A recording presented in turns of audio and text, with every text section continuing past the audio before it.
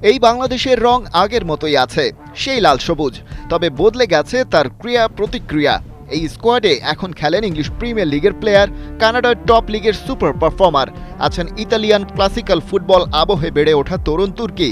তাই সম্মানজনক পরাজয়ে খুশি থাকার সেই সিচুয়েশন থেকে এখন অনেকটা সামনে এগিয়ে গেছে বাংলাদেশ। ওরা ভারতের মাঠে গিয়ে স্বাগতিকদের চোখে চোখ রেখে লড়াই করে সিঙ্গাপুরের বিপক্ষে মাঠে নামে ফেভারিট হিসেবে। কিন্তু গেল ম্যাচটায় হামজা সমিতরা ছিল পরাজিতদের কাতারেই। তবে হংকংয়ের বিপক্ষে তেমনটা কোনোভাবেই হতে দিতে রাজি নয় বাফুফে ম্যানেজমেন্ট। তাই তার আগে প্রস্তুতি হিসেবে সেপ্টেম্বরের 1 থেকে 9 তারিখে ফিফা উইন্ডোতে একাধিক প্রীতি ম্যাচ খেলে নিজেদের স্কিল ঝালিয়ে নিতে চায় দল। আর বাফুফেও সেই ডিল করতে শুরু করেছে আগে ভাগেই।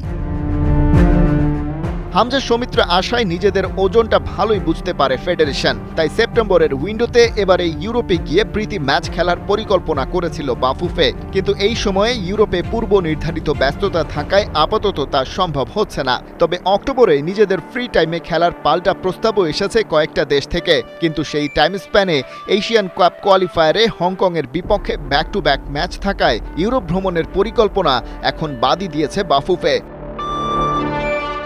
তবে এর বাইরে বাংলাদেশের টেবিলে এই মুহূর্তে আছে দুটি দেশের আমন্ত্রণপত্র।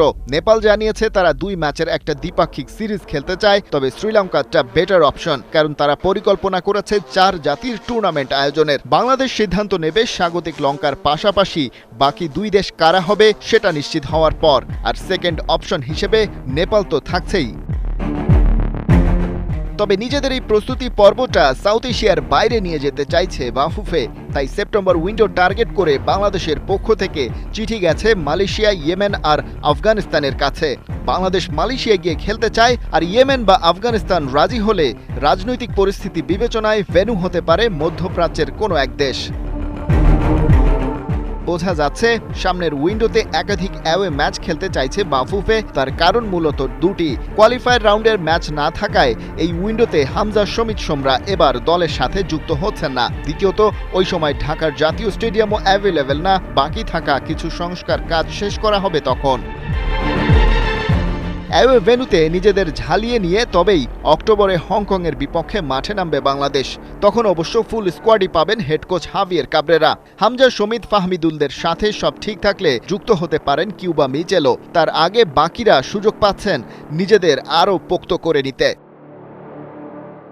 খালিদ জামিল, ৭১।